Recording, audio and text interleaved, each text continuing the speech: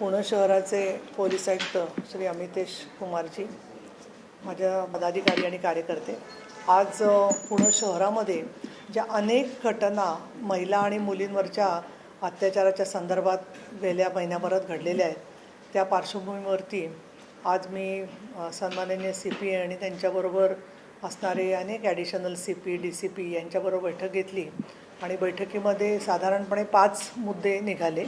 त्याच्यामध्ये एक पहिलं म्हणजे बोपदेव घाटामध्ये जी घटना घडलेली आहे त्या घटनेच्या इथे पोलिसांची परत तिथे गस्त वाढवणं, पोलीस चौकी चं स्वरूप जे आहे ते परत त्याला नवीन स्वरूप देणं, कार्यरत करणं आणि तिथे अत्यंत प्रभावी असे प्रकाश झोत करणं। आणि माझी सजेशन होती की मधून तिथून सायरनसुद्धा वाजला पाहिजे आणि पोलीस तिथे आहेत हे लोकांना माहिती झालं पाहिजे। तर त्या सगळ्या सूचना त्यांनी स्वीकारलेल्या आहेत आणि फक्त अत्यंत सकारात्मक आणखीन कार्यक्षम पद्धतीने ताबडतोबच याच्याबद्दलचे निर्णय त्यांनी ऑलरेडी काही घेतलेले होते आणि काही आजच्या चर्चेमधून निघाले। आणि त्यात फक्त बोपदेव घाटच असं नव्हे तर दिवे घाट असेल किंवा वेताळ टेकडी असेल, NDAचा परिसर असेल, या बाकीच्या परिसरामध्ये सुद्धा जिथे जिथे टेकड्या आणखीन असं जरा निर्जन भाग आहे त्या ठिकाणी पोलीस संरक्षण, गस्त आणि त्याची माहिती आसपासच्या नागरिकांना होणं या दृष्टिकोनातून आमची चर्चा झाली आणि तसा निर्णयसुद्धा पुणे पोलिसांनी घेतलेला आहे।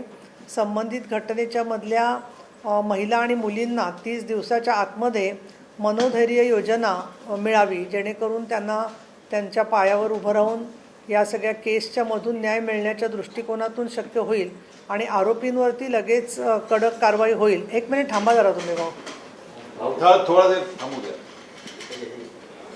अशा प्रकारची सूचना या केसच्या संदर्भात झाली। दुसरं, बऱ्याच माझं निरीक्षण एक मी मांडलं की पुणे शहरामध्ये स्वतःहून पुढाकार घेणारे अनेक नागरिक आहेत की जे असे क्राईम्स किंवा असे चुकीच्या प्रवृत्तीला थांबवण्यासाठी उद्युक्त होतील, परंतु त्यांचा आत्मविश्वास वाढवला जाणं गरजेचं आहे।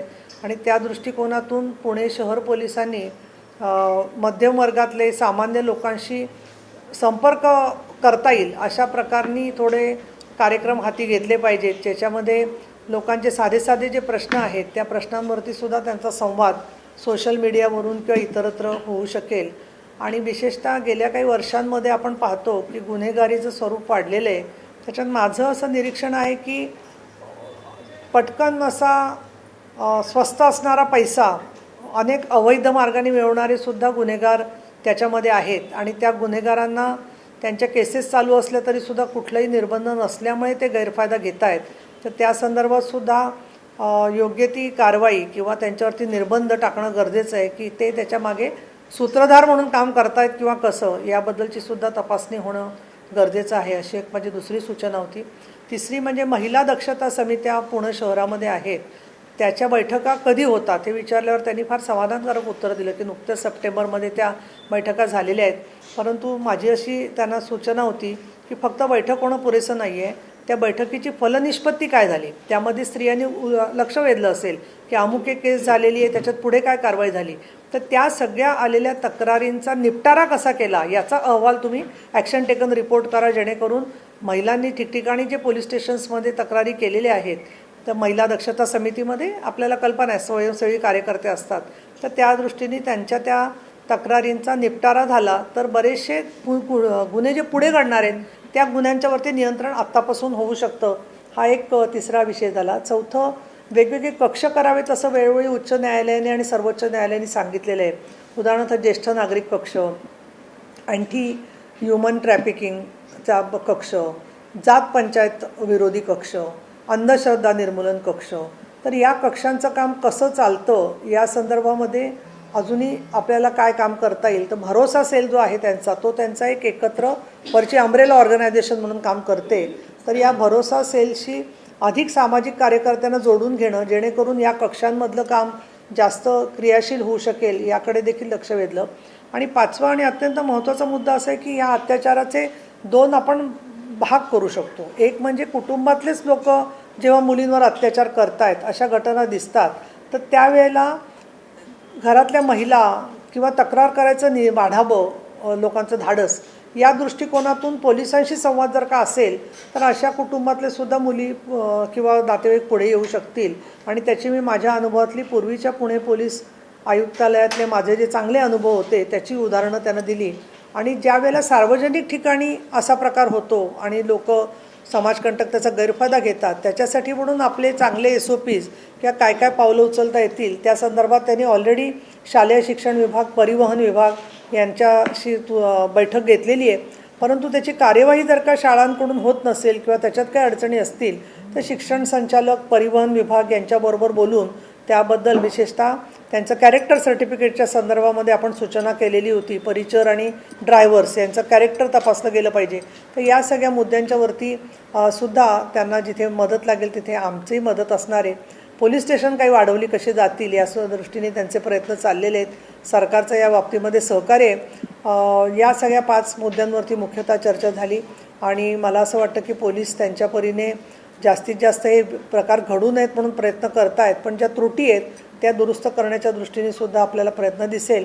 आणि माध्यमं म्हणून मला विनंती करायची की जी मी पोलिसांनाही सांगितलं की ज्याच्यामध्ये कन्व्हिक्शन होतं ज्या केसमध्ये किंवा त्याच्यामध्ये यश मिळालेलं असतं पोलिसांना, म्हणजे फक्त आरोपी पकडण्याचं यश नाही, दोषसिद्धीचं यश, तर त्याची कथा, त्याची वस्तुस्थिती, ती कशा पद्धतीने पोलीस तिथपर्यंत पोचले याची माहिती जनतेपर्यंत सर्वदूर सामाजिक माध्यमांवरून पोचली तर लोकांचा कायद्यावरचा सुद्धा विश्वास वाढेल. या दृष्टीने अतिशय सकारात्मक अशी चर्चा झाली. कोणाचा काही राजीनामा मागणं किंवा या गोष्टींची कुठली मला आवश्यकता वाटत नाही आहे. पुणे पोलीस, मुंबई पोलीस सगळ्यांची कीर्ती अतिशय चांगली आहे. पण वाढती लोकसंख्या, नागरीकरण, गुन्हेगारीकरण, समाज माध्यमांमध्ये तंत्रज्ञानाचा होणारा गैरवापर, या सगळ्या पार्श्वभूमीवरती समाजातल्या चांगल्या व्यक्तींचा सहभाग लाभला तर नक्कीच राज्य सरकार आणि केंद्र सरकार त्या दृष्टीने सहकार्य करणारच आहे, करतं आहे. दंडसंहिता जी नुकतीच केंद्र सरकारने जाहीर केली ती पोचवण्याच्या दृष्टिकोनातून काय प्रयत्न करता येतील तर त्याच्यासाठी त्यांचं पूर्ण लक्ष आहे आणि त्या दृष्टीने अतिशय चांगल्या वातावरणामध्ये बैठक झाली. आणखी एक ही घटना घडल्यानंतर विरोधकांकडून टीका होती की निष्क्रिय सरकार आहे, चांगल्या प्रकारे काम केलं जात नाही, तर त्यांनी प्रथम राजीनामा द्यावा अशी मागणी केलेली आहे. काल सुप्रिया सुळेंनी देखील अशी टीका केली. मला असं वाटतं की अशा मागण्या फार पूर्वी ज्यावेळेला त्यांची सरकार होती त्यावेळेला सुद्धा वारंवार झालेल्या आहेत आणि त्यानुसार काही वेळेला गृहमंत्री पण बदलले गेलेले आहेत. पण अजून तरी केंद्रात आणि राज्यामध्ये गृहमंत्री किंवा मुख्यमंत्री, पंतप्रधान यांच्याकडून काहीतरी चूक झाली आहे म्हणून त्यांनी बदल केली पाहिजे अशातला भाग नाही आहे.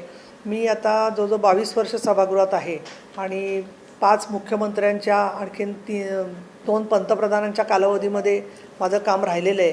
तर महिलांवर होणारे अत्याचार हा जो विषय आहे हा फक्त पोलिसांपुरता मर्यादित नाही आहे. पोलिसांचा त्यात महत्त्वाचा भाग आहे.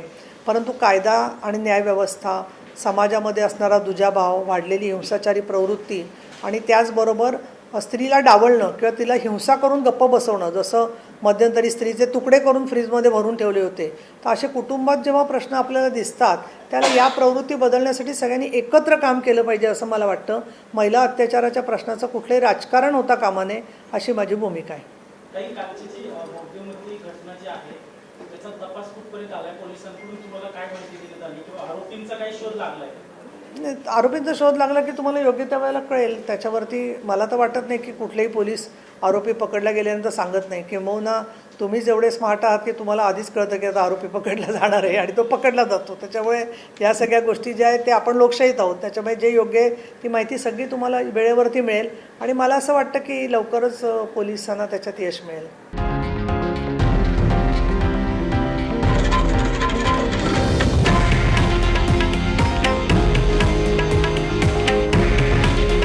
हे आहे देशातील नंबर 1 न्यूज नेटवर्क आणि आपण पाहत आहात TV9 मराठी. काळजी तुमची, हित महाराष्ट्राचं.